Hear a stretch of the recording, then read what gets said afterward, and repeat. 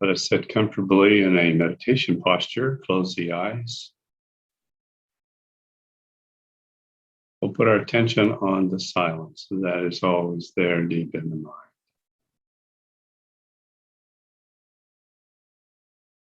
This is the silent witness. This is who you are. Connect with the silent witness. Become a silent witness.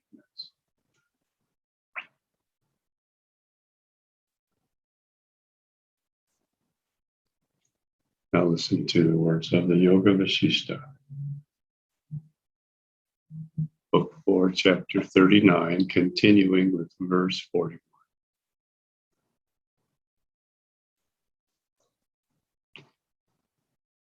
There is no agent or object, no actor or act, or anything which is acted upon, nor is there anything that becomes nothing except by the variety of the one unity, pure consciousness, the silent witness. The mind that witnesses spiritual truths and retains its calmness unimpaired and unaffected by external accidents, comes to see the light of truth by itself.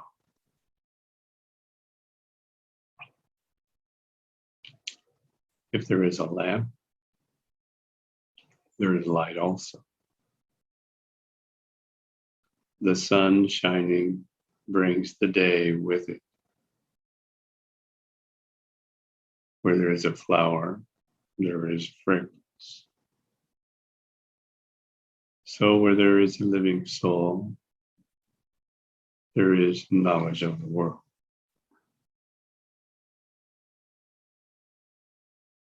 The world appears all around. It's like the light of the soul. It appears like the motion of the wind, of which we have no control, of its reality or unreality.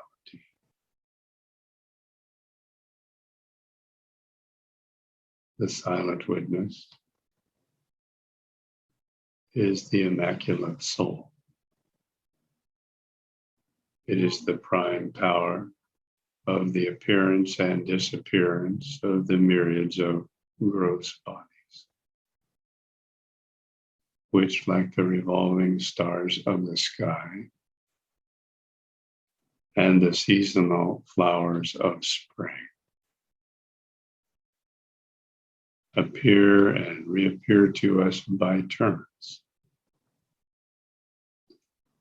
like the ups and downs of wheels in motion.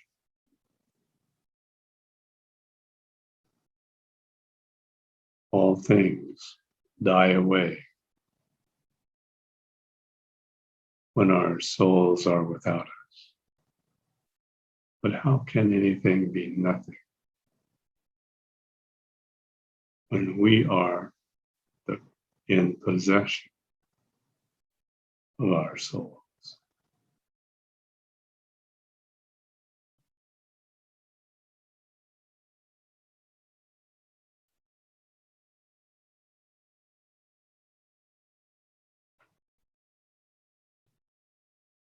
All things appear before us in the presence of our souls, and they vanish from before us in their absence from the body.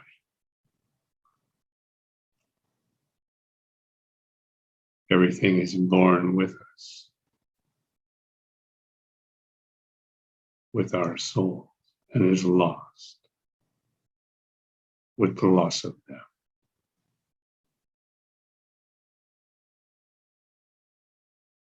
The living have all, but the dead are lost to view.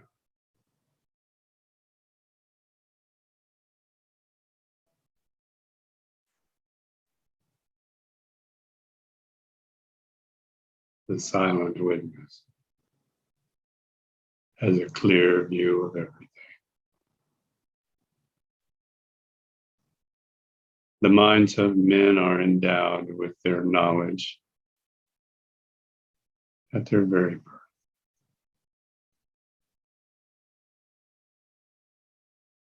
Then growing bigger by degrees in course of time.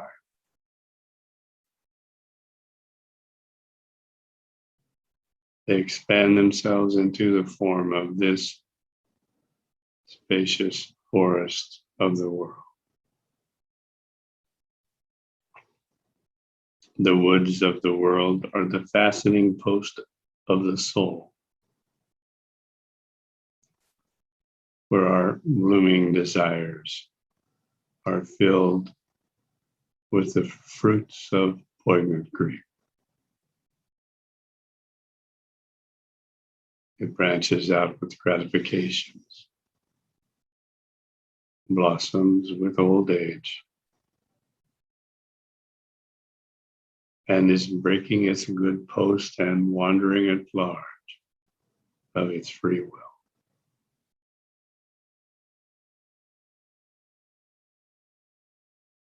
Therefore, Ra, cut off the tree of worldly existence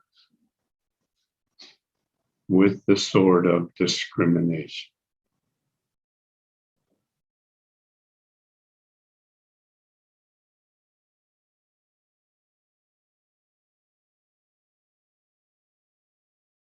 So what Vasishtha is clearly stating here is that by simply discriminating between the silent witness and the world,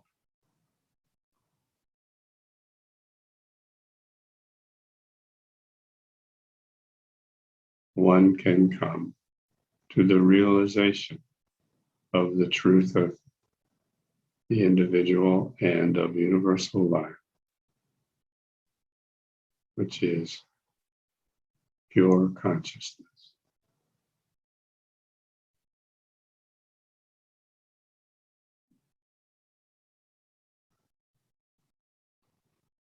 Chapter 40. Identity of the world with Brahman.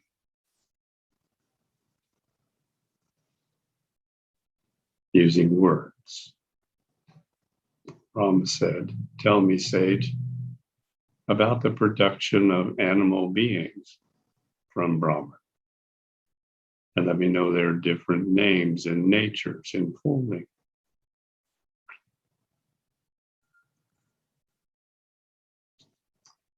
Vasishtha replied, "I will tell you in brief the manner in which different species of beings are produced from Brahman, how they are destroyed afterwards, and also how they obtain their liberation in the end. Also the manner of their growth and sustenance and fitness in the world.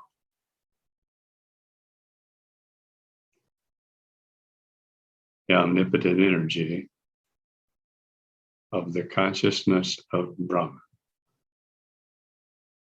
becomes whatever is thought of in divine consciousness.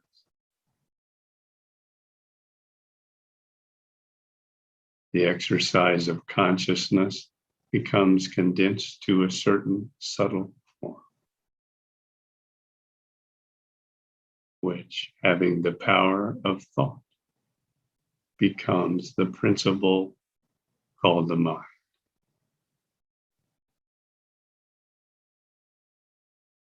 Then the mind, by an effort of its conception, called the will,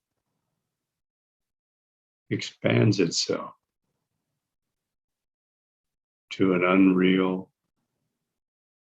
scenery like that of a fairyland,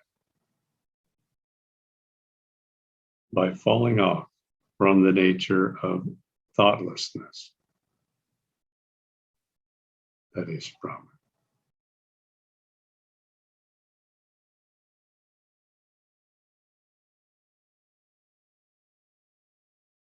Consciousness, when remaining in its original state, appears as a vacuum or space. But upon manifesting itself in the form of the mind, men see it as the visible sky. Taking the exception and the conception of the lotus form, it finds itself in its conceived form of the lotus. God Brahma, the creator. And then it thinks of creation in the form of Prajapati, or the Lord of creatures. He then formed the creation from his thought.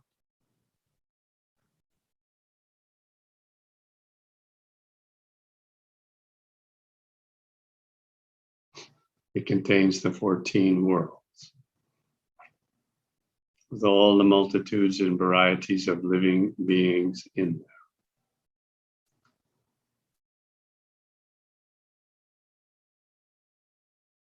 The mind itself is an emptiness with an empty body. Thought is the mind's field of action, and its sphere is full with the false workings of the mind. In the mind of Brahma, there are many things, many kinds of beings. Some laboring under great ignorance, like beasts and brute creatures. Some with enlightened minds, such as sages. Others stagger in the intermediate class, like the majority of mankind.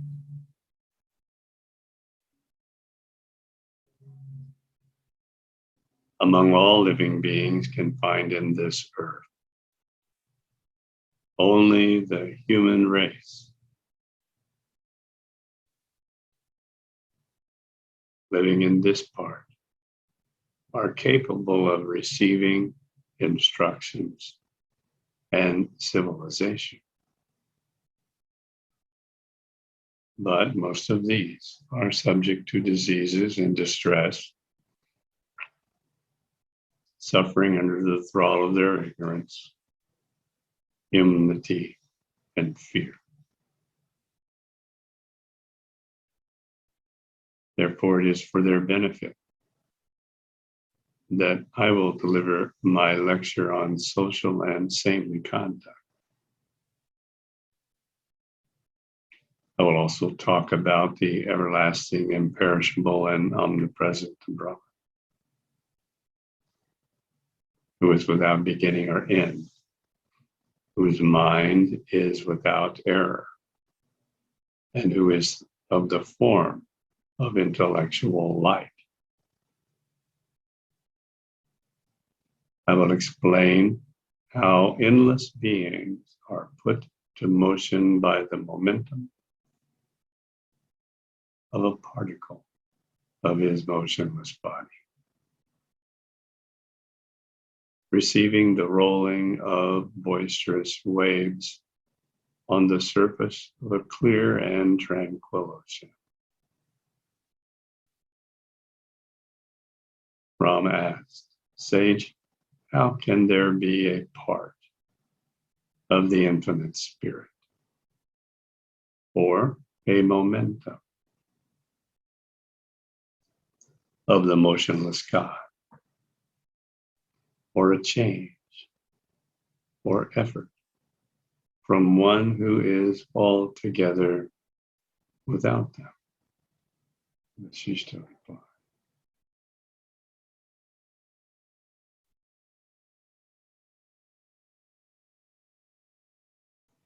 "It is the usual and current mode of expression, both in scripture and language, for people to talk in terms of all this is made by or come from him.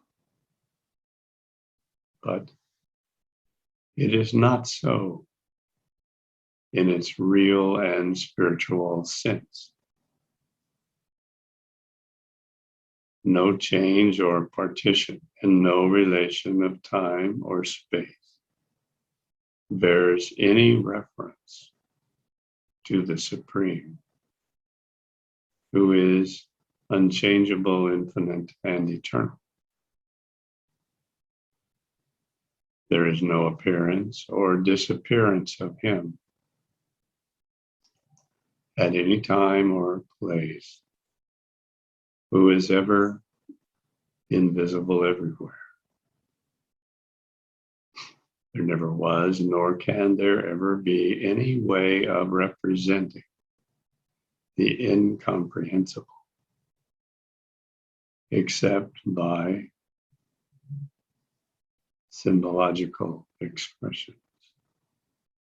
Therefore, I have made use of words that are used in common speech.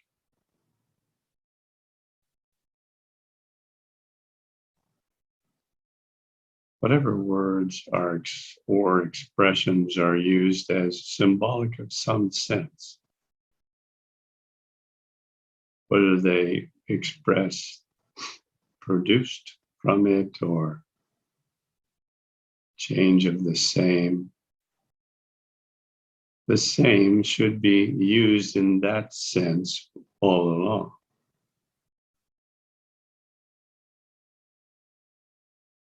It is taja when we say fire proceeds from fire.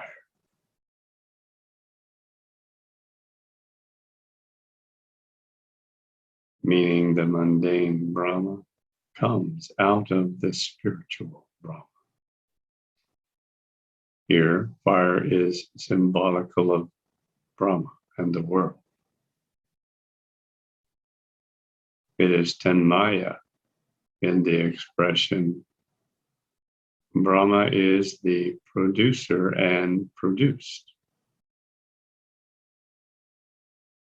meaning the identity and transformation of the creator into the creation.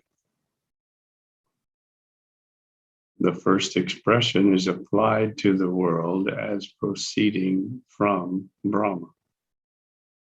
But the other expression, that of the producer and produced, also means the creative power which made the world.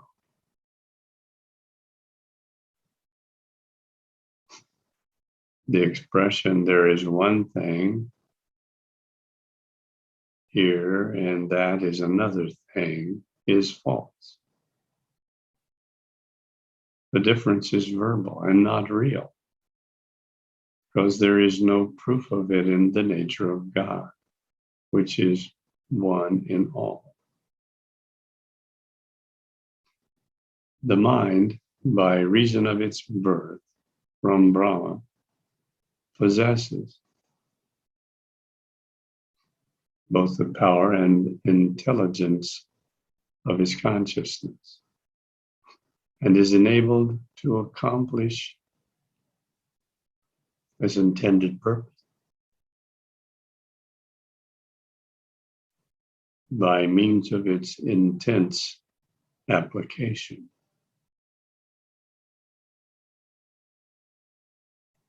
To say that one flame of fire produces the other is mere word dispute. There is no truth in this assertion. That one produces the other is also false reasoning, because of the one is Brahma, being infinite, could produce no other thing beside reproducing himself. It is the nature of argument to contradict each other by replies and rejoinders, but it is not right to defeat an adversary by false reasoning. The learned know Brahman is the ocean, rolling in endless waves. And significant words and their meanings go together, like Brahman and his creation. Brahman is consciousness. Brahman is the mind. Brahman is intelligence. And Brahman is substance. Brahman is sound. Brahman is understanding. And Brahman is in the principle of things. The whole universe is Brahman. And yet, he is beyond all this. In the reality, the world is a nothing, for all is Brahman alone.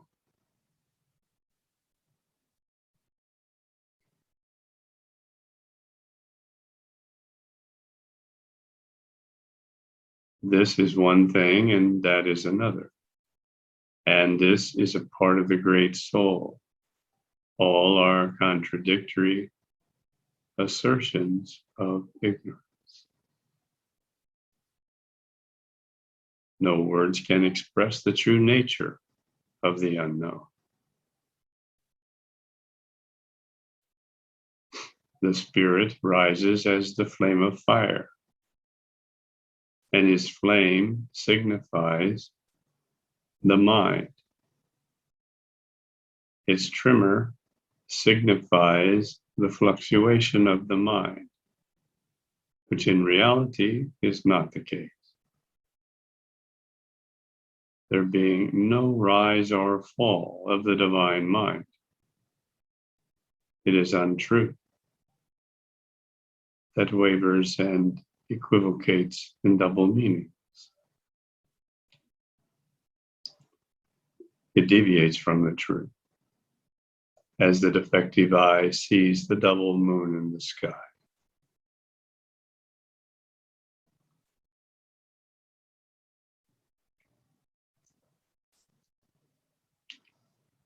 Brahman being all himself and all pervading and infinite of his own nature.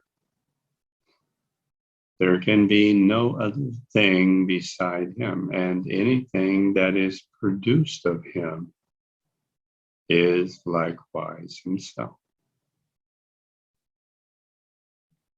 Beside the truth of the existence of Brahman, there is nothing which can be proved as absolutely certain.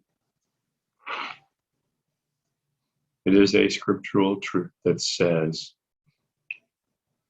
truly all this is Brahman.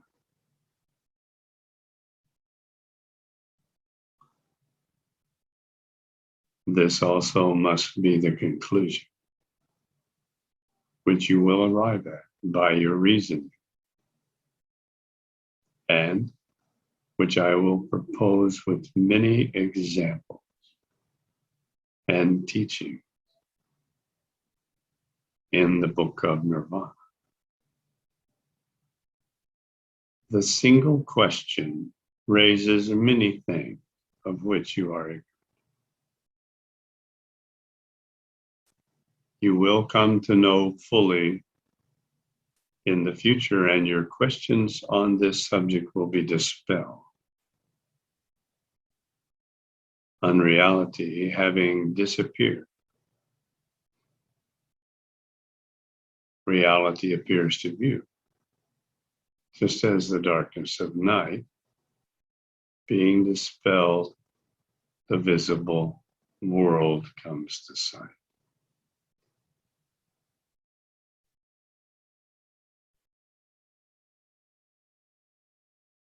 Now let us continue established in the silent witness and balance all the karmic traces that have been activated touched on and enlivened by the reading of the Yoga Vashishta through the process of Trimana Sanyama on the esoteric Maha.